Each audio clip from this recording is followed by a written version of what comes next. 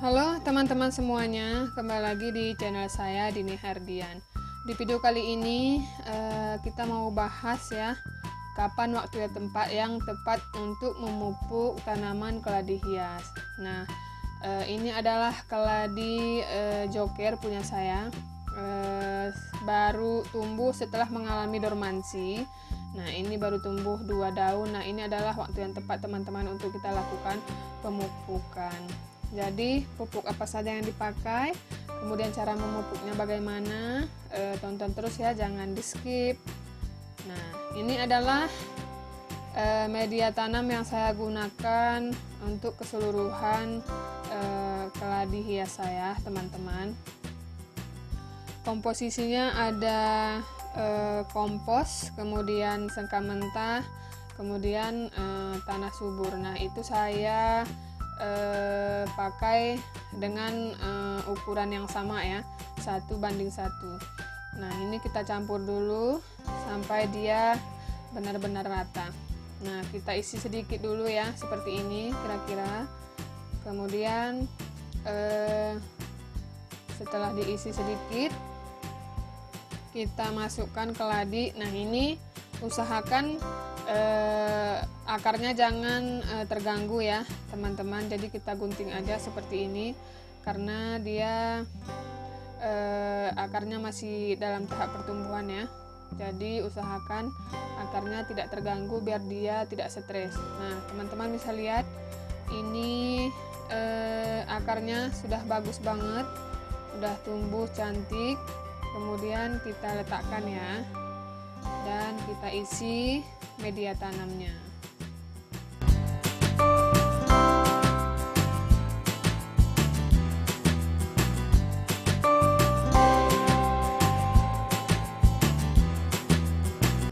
Oke teman-teman, kira-kira seperti ini.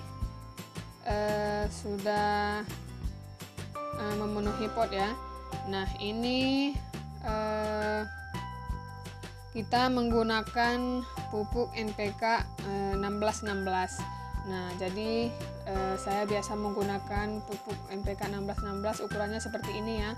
Jadi kira-kira sekitar 10-15 butir per potnya. Nah, itu disesuaikan dengan ukuran pot ya teman-teman. Nah, ini potnya karena lumayan besar, jadi pupuknya sekitar 10-15 butir sudah cukup tuh. Nah, ini juga ada keladi tikus varigata punya saya, sekitar 2 minggu yang lalu itu sudah nggak sehat tumbuhnya, tumbuh daun baru, kemudian daun yang lama menjadi kering ya. Jadi saya bongkar waktu itu, media tanamnya saya ganti, kemudian pucuk tunasnya itu saya potong sedikit di umbinya. Nah, ini syukur sekali sudah tumbuh 2 tunas dia teman-teman. Nah, jadi ini udah tumbuh menjadi 2 tunas. Ini juga sudah waktu yang tepat untuk kita lakukan pemupukan ya. Sebenarnya ini bisa dibelah teman-teman, tapi saya nggak belah dulu, biar aja seperti ini dulu. Nah, ini juga karena potnya lumayan gede ya, ukuran 30-35. Jadi saya gunakan ukuran pupuk yang sama dengan keladi joker tadi teman-teman. Tuh, seperti itu. Nah, jadi kita tabur aja seperti ini di media tanamnya.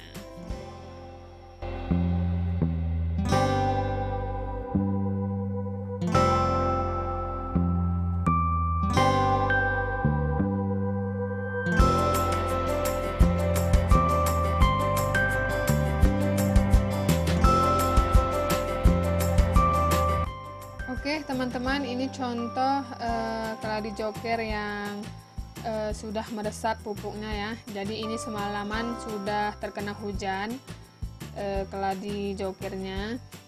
Jadi pupuknya sudah mulai meresap tuh teman-teman, sudah nggak ada lagi di permukaan tanahnya ya media tanamnya. Jadi kalau media tanamnya masih baru seperti ini, itu pupuknya cepat meresap seperti itu. Nah, jadi ini ada beberapa jenis keladi yang saya punya yang sudah dipupuk dengan cara yang sama ya, yang saya lakukan kepada keladi joker ini.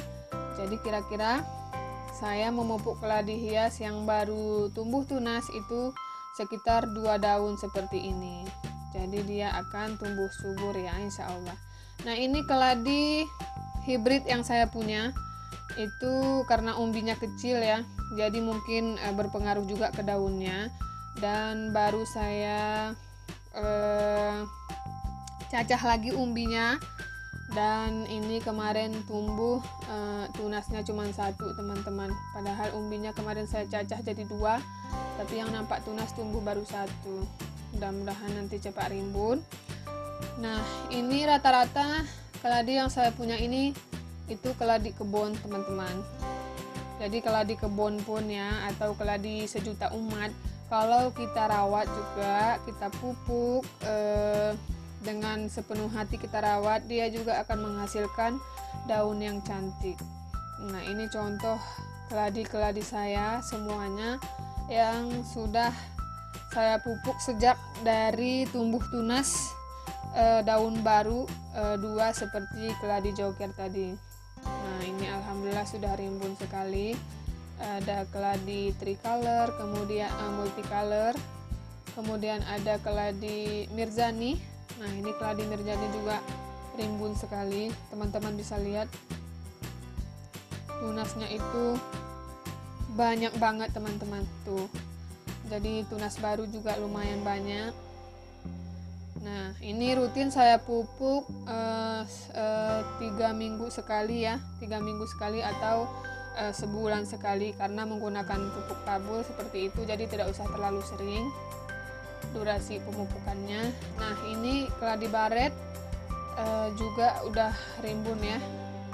Jadi keladi yang saya punya ini teman-teman itu saya tempatkan di halaman rumah yang terkena sinar matahari secara langsung dari jam 11 sampai sore.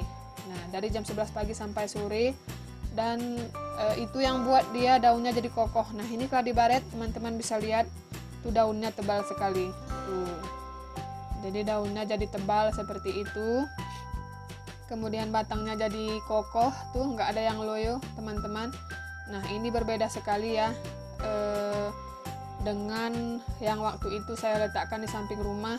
Itu warna daunnya kurang gitu, kontras dari warna merahnya itu kurang. Nah, ini setelah saya tempatkan di sinar matahari secara langsung, warnanya jadi cantik-cantik sekali. Jadi warna merahnya jadi lebih banyak seperti itu. Nah, untuk di dataran tinggi seperti di tempat saya ya, ini aman keladi ditempatkan di tempat yang terbuka. Nah, tapi kalau di dataran rendah atau yang cuacanya lumayan panas, saya sarankan untuk menggunakan paranet di atasnya ya teman-teman, supaya daun keladinya tidak gosong bahkan sampai mengering gitu. Jadi banyak yang bertanya kenapa kalau ditempatkan di bawah sinar matahari secara langsung malah kayak jadi gosong gitu ya. Nah, ini karena di dataran tinggi teman-teman cuacanya dingin walaupun panas terik, tapi keladinya masih bertahan karena memang udaranya masih tergolong sejuk ya. Nah, ini seperti keladi putih nih, kalau terlalu kena sinar matahari secara langsung juga dia kadang agak terbakar daunnya ya. Nah, ini karena saya letakkan di bawah pohon ya, ada naungannya sedikit, jadi untuk keladi putih ini lumayan bertahan. Nah, ini baru saya pangkas ya teman-teman, baru saya potongin daun-daun yang sudah agak tua, jadi dia lumayan cantik seperti ini teman-teman.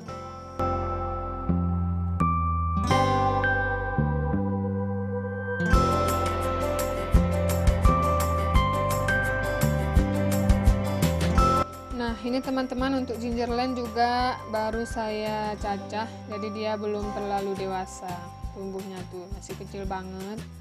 Nah, kemudian untuk penempatan keladi putih usahakan memang ada naungannya ya. Ini kayak punya saya, walaupun di cuaca yang sejuk itu mesti harus ada naungan juga, karena dia daunnya rentan gosong memang kalau untuk keladi putih ini. Jadi ada bagusnya memang diberikan naungan supaya daunnya cantik ya, seperti itu ya. Jadi kalau untuk keladi putih memang harus ada naungannya. Nah, jadi inilah dia teman-teman hasil dari pemupukan yang sudah saya lakukan. Mudah-mudahan bisa bermanfaat buat teman-teman yang khususnya pemula dalam merawat tanaman keladi hias ya. Nah, walaupun keladi kebun seperti ini atau keladi sejuta emat yang memang kadang tumbuh liar, tapi kalau kita rawat akan menghasilkan daun yang cantik-cantik. Jangan lupa untuk subscribe, like, komen, dan share video saya. Terima kasih.